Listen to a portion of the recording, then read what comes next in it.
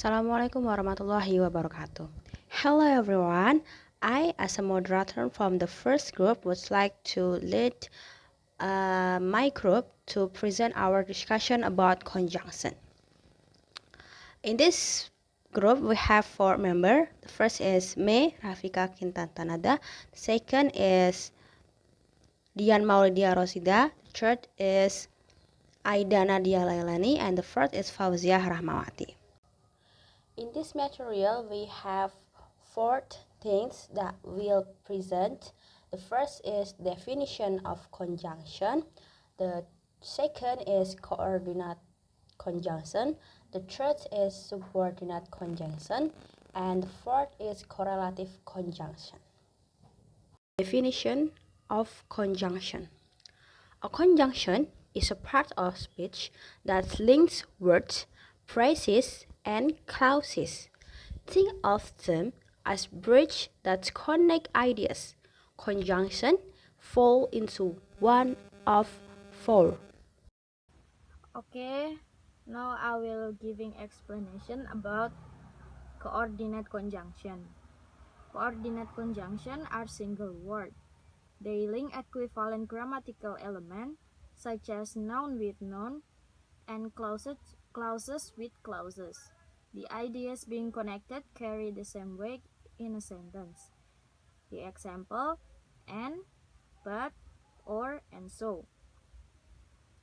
The example of the sentence is, I stay up all night writing, so I was tired the next day.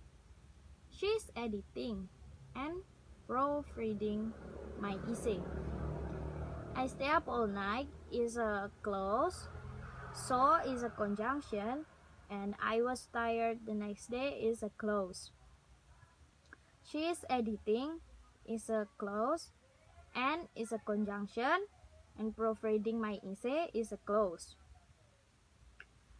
We can watch the function of coordinate conjunction when a coordinating conjunction join independent clause and use a comma between the clauses.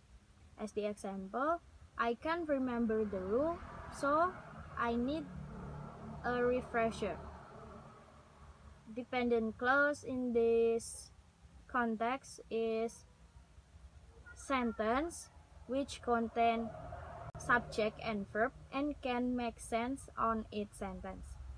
Jadi gampangnya independent clauses itu adalah kalimat yang tidak membutuhkan kalimat penjelas dan dapat dipahami.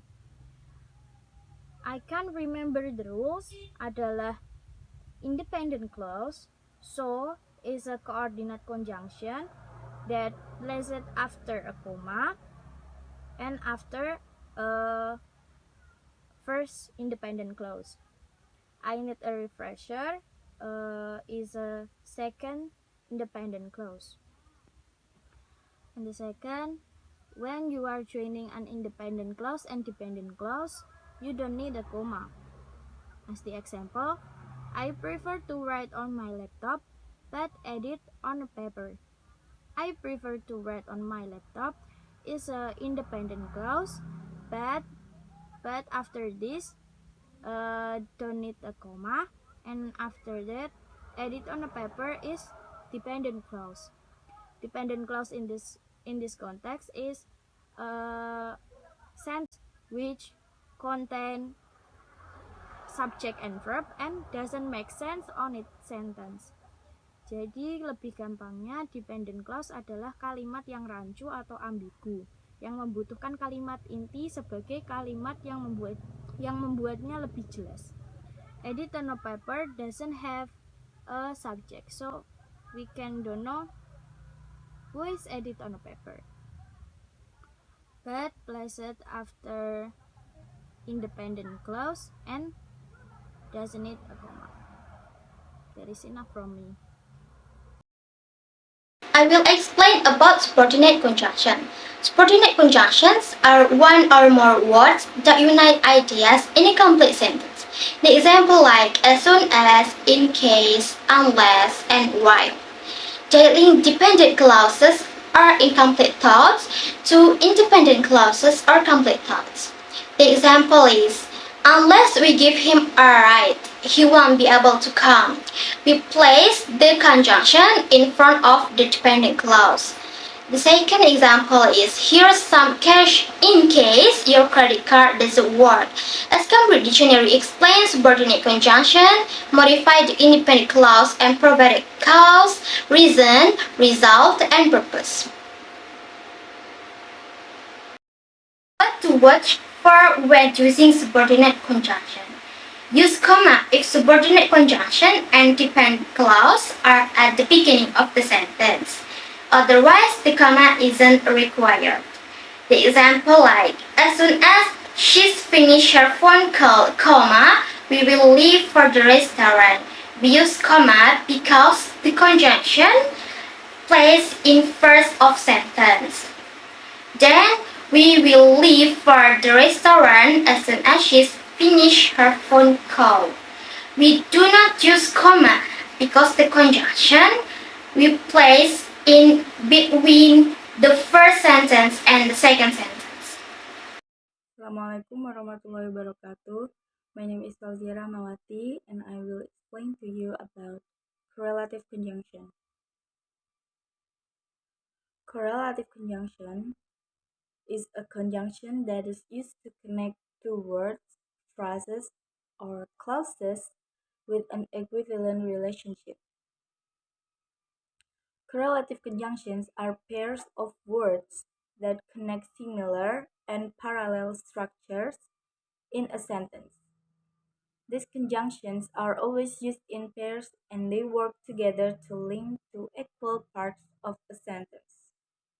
Some common correlative conjunctions include both blah blah blah and, either blah blah blah or, neither blah blah blah nor, not only blah blah blah but also, and whether blah blah blah or.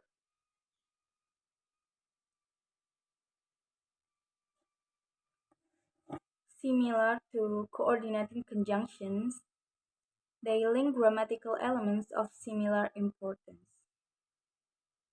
I not only passed the exam but also got 100. And the box is as tall as it's wide. What to watch for when using correlative conjunction? Correlative conjunctions need parallel construction.